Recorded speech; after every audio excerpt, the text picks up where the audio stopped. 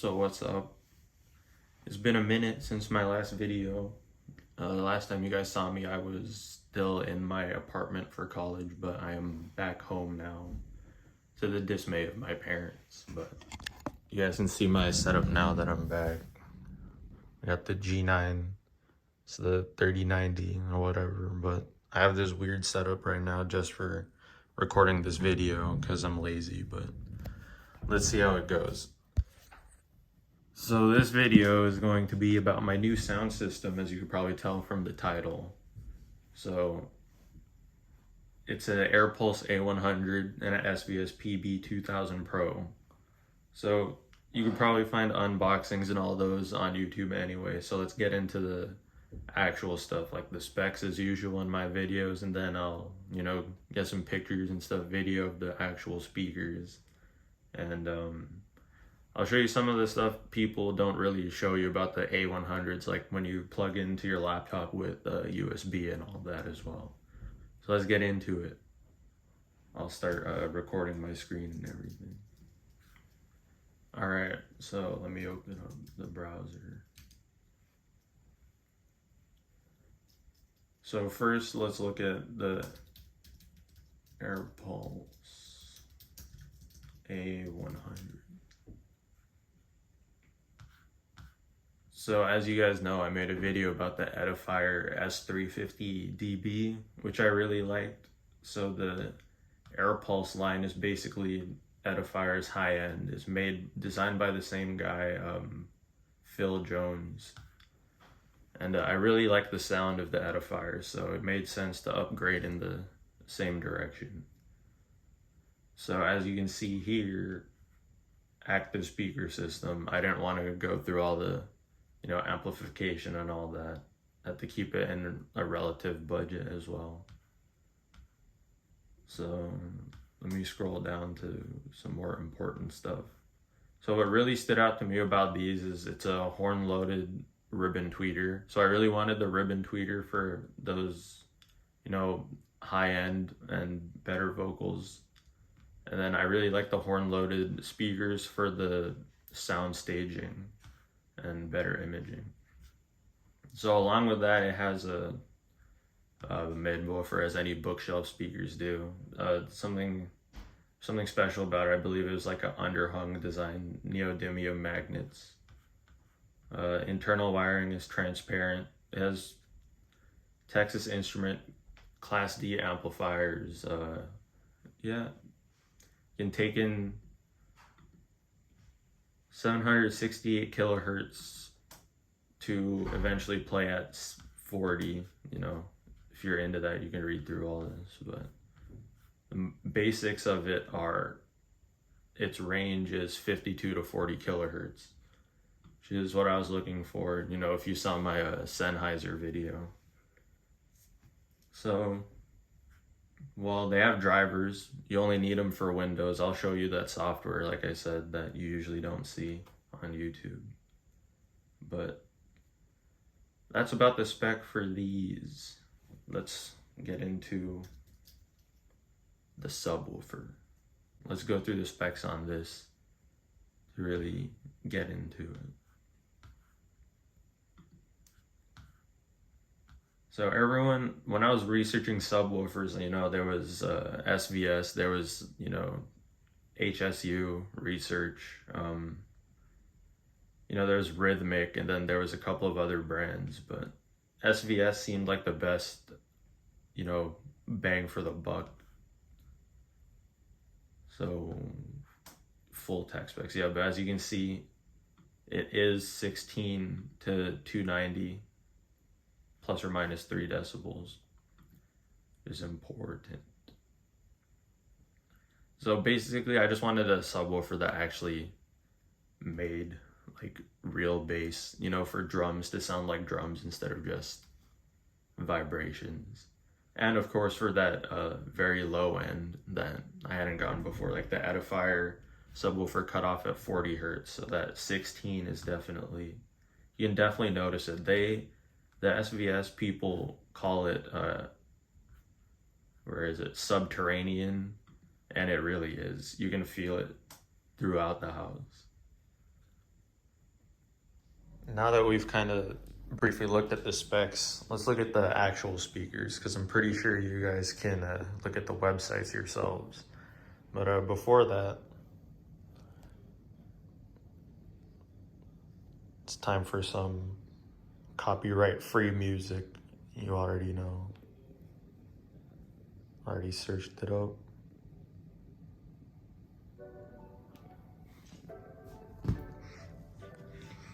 Alright, so first off, the Airpulse A100 does come with a small remote. It's really thin and light.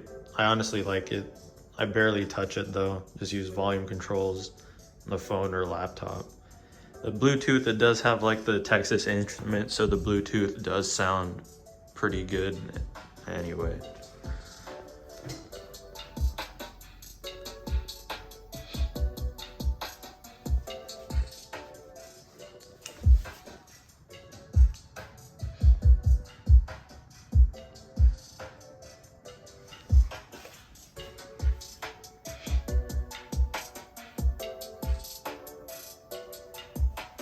So these stands I have are actually the Airpulse A200s. They're the ST200 stands, meant for the speakers a little bit bigger than them, but those don't have a sub out, and I just needed stands.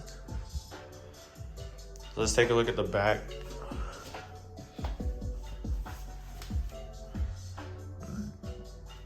The bookshelves are ported in the rear. The sub is dual ported in the front. That's the passive speaker. This is the back of the sub. It does have phase and you know, gain, other roll-off controls, but you can do all of that through the app. So once again, you usually don't touch the back of this. Over here you have volume input control if you press it in. Bass and treble, which I keep flat because I want it to be like a reference system. You have two left and right inputs. You got the USB, you got optical. There's the sub out, the speaker to the other speaker. And yeah, I'll show you guys what we can do with the USB connection. Alright, so as you can see, I've got the laptop plugged in. Normally, you wouldn't keep it like this, but just for demonstration purposes, I have it on top of the sub. But, because it's a Mac, of course, I've got the adapters. This is the provided cable, so it's kind of short, but it goes right in there. So obviously on the remote, we're going to want to click USB. And once you click that, you can hear a little sound and it switches to USB. So I've got the usual copyright-free music, but here's what you usually don't see. So you go into audio MIDI setup for MacBook. And here, as you can see, it says clock source is the Edifier internal clock, which means it is running off of these. So we go here, we have all these options. So I don't remember what it is exactly, but remember there were drivers for the A100s. Basically there's like two levels of this, and level 1 allows like the 16-bit up to this, and I think level 2 is what allows the 192 and 96 kilohertz. So for Windows you need a driver to allow that. On Mac you can just set it to it. So then once it's that, it's as easy as that. You just start playing music.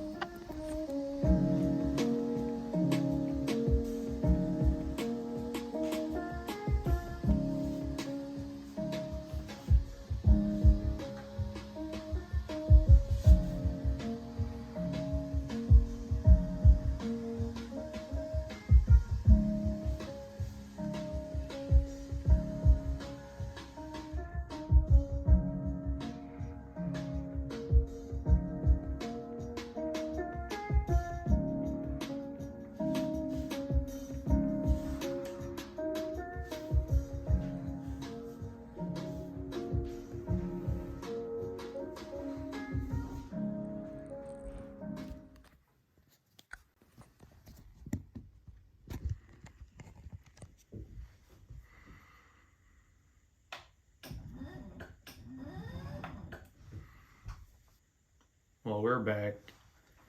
And the point of this video wasn't really to, kind of teach people about speakers or anything. I kind of made this under the impression you were already researching the Airpulse speakers or maybe the SVS sub.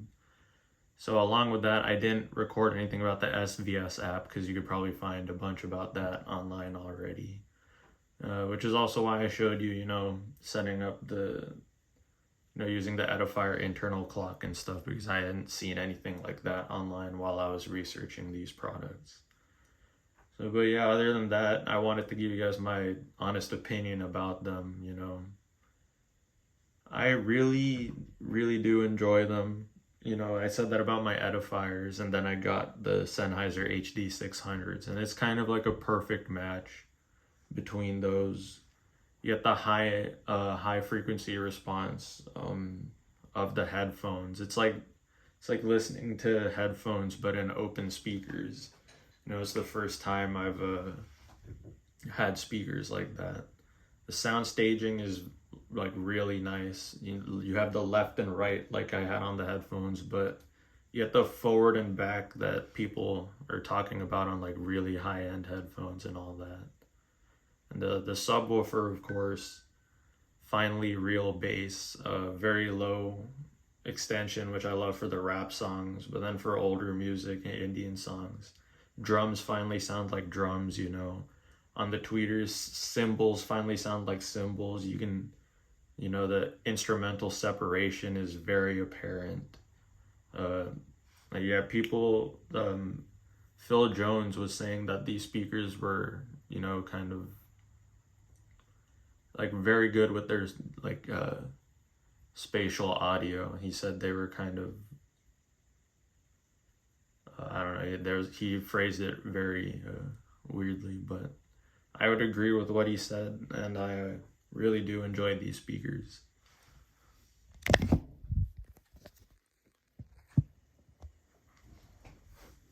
Alright, finally to wrap up the video, some channel updates. First of all, thank you guys for getting my subwoofer repair video to 1,000 views.